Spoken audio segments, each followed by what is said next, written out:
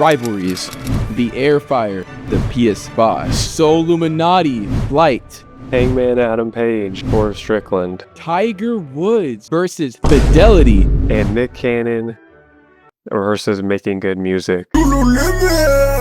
Now, why are we mentioning such legendary rivalries? Because the NBA.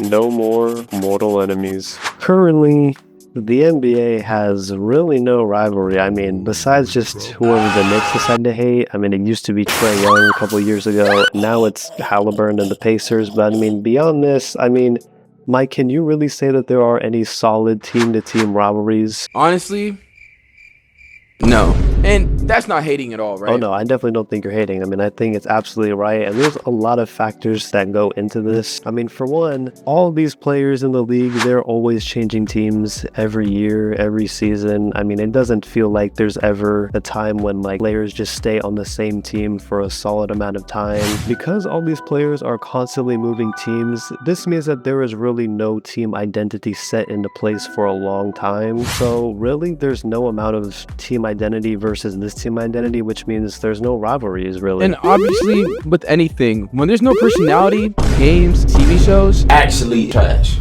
I'm not saying the NBA is for sure ass. I see a lot of people enjoying the playoffs currently for what it is. That does not mean the Knicks and the Pacers are rivals, dude. We have to kind of start at the environment itself. For our age group, newer players coming in don't really care as much as playing basketball than their social media footprint. It's all of that rather than genuinely going after a great career. We are starting to see a lot more players come from great backgrounds who don't really have a certain drive or necessity to stay in the NBA to be successful, or at least to be a great star to be successful. They can just chill, make money, and do whatever they want. Football, baseball, soccer. In these sports, these teams have such storied rivalries that span decades and decades, and it doesn't matter what players are on that team. Those teams, those players, those fans are always going to hate each other. And I mean, yeah, sure, the Knicks fans hated Trae Young, and now they hate Halliburton, but I mean, really... They hate everybody. They'll hate anybody, really.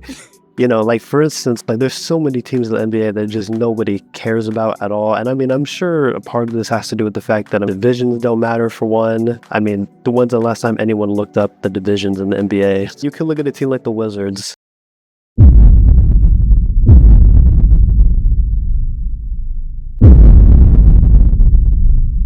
Like, no one cares about the Wizards, no one cares about the Jazz, and no one's going to be beefing with them. Are y'all really afraid of Oklahoma?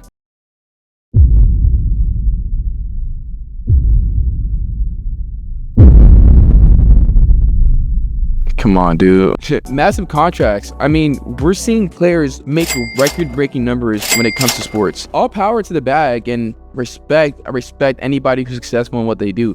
However, it's preventing teams from actually like developing such a great roster, and we've seen that time and time again where teams will max out on a player or have at least few players who are maxed out because, again, they're stars. So you're going to want to keep them, and that bag is really going to get there, you feel me? But with that being said, there's not going to be a lot of money to actually get role players, to actually get players that can create that chemistry or to help lead your team to victory. And again, having stars will help you stat pad, but what's stat padding when you don't have a team that can actually win? That is very true. And I brought up all these other sports, but basketball in comparison to all those is a lot more individual based than team based. And so you see a lot of this stuff in the CBA. All these players are just moving to whatever team they can and get as much money as possible for themselves. Yeah, we're trying to taste the bag too. No, I can't lie. That's true. But is the NBA going to lose viewership? Will this be unhealthy for the NBA in the long run? The viewership in the NBA is already going down a lot. Even with now, like the examples that are brought up of who the Knicks hate right now, that's all in the playoffs. No one really cares that much about the regular season anymore. The main news I've gotten from the Knicks, the Karl Anthony Towns memes, After all that, he's been a huge reason why they've even gotten so much press.